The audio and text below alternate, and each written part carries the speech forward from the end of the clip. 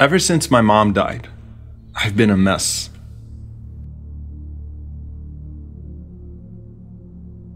My emotional disarray has translated into much of my life becoming a pile of junk.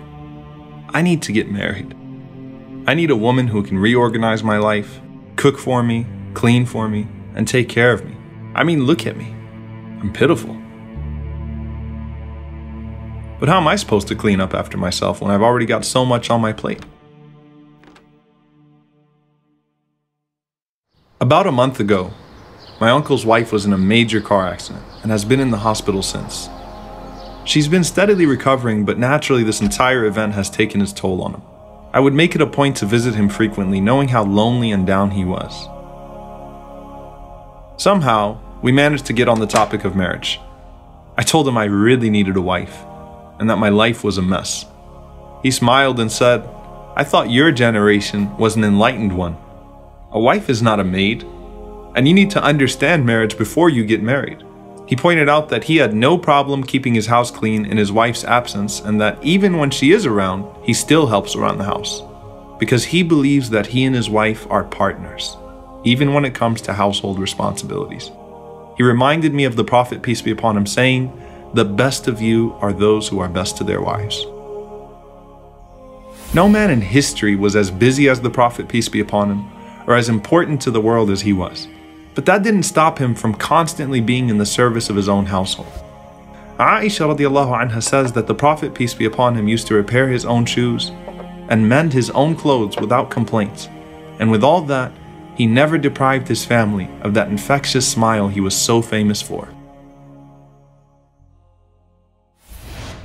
Men are from Mecca and women are from Medina, but in the end, we're all from Allah. And though at times it seems impossible to understand one another, Allah created us in our own unique ways to complete one another. And that's not just in regards to marriage. That's a rule of life. Be it a mother with her son, a wife with her husband, a daughter with her father, a sister with her brother, there's something special about the bond between men and women.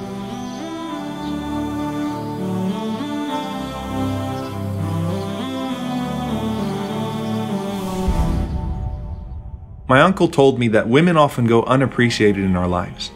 And part of that lack of appreciation is that we belittle what they're capable of and reduce them to maids. That's why the Prophet, peace be upon him, taught us that though we may never repay them, we should at least recognize their efforts and be grateful. Not only that, but we should honor them and hold them in the highest regard. You know, your mother didn't just clean after you.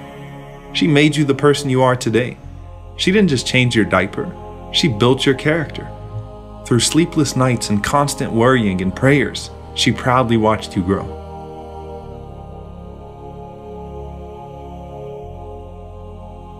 And you know, if we pay close enough attention, we'll realize that every woman in our lives has taught us something. If nothing else, how to be more loving and compassionate. وَوَصَّيْنَا الْإِنسَانَ بِوَالِدَيْهِ إِحْسَانًا حَمَلَتْهُ أُمُّهُ كُرْهًا وَوَضَعَتْهُ كُرْهًا وَحَمْلُهُ وَفِصَالُهُ 30 شهرًا. Allah mentioned 3 things that your mother did for you that no one else has. She carried you, gave birth to you, and nurtured you in your infancy. Perhaps that's why when the Prophet, peace be upon him, was asked, "Who is most deserving of my affection?" he said, "Your mother 3 times, then your father." My uncle told me that in anticipation of his wife coming home, he wanted to do something thoughtful for her to show her how much he loved her. Her favorite pastime was putting puzzles together, especially with her grandchildren. So I thought I'd make a puzzle for her, actually of her, to show her that just as she completes me, I can sort of complete her. She absolutely loved it, and I loved that she loved it.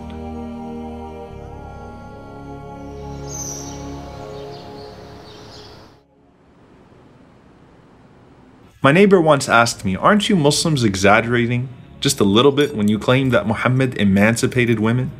Just because he spoke out against killing your daughters and beating your wives? I mean, aren't those things understood? Do you really need a prophet or a holy book to get that?" I told him that the women in the days of ignorance were viewed as less than cattle, and that the Prophet went beyond simply teaching us not to abuse or harm them, but he taught us to honor and cherish them. Besides, wouldn't you agree that sometimes transformative figures are needed to call people out on their brutality? and remind them of what makes them human? He finally said, "Yeah, I guess so. But that's not the same." But he and I both knew that it was. And let's face it, we all need to be reminded at times. And throughout this process, not only was I able to rearrange my life, but my beliefs as well. And as usual, the Prophet, peace be upon him, was right. Rasulullah, how amazing must you have been that when you said the best amongst you are those who are best to their wives, our mother Aisha responded, and you are the best of them. Not only were you the greatest prophet, leader, and teacher, you were the greatest son, husband, and father to ever live.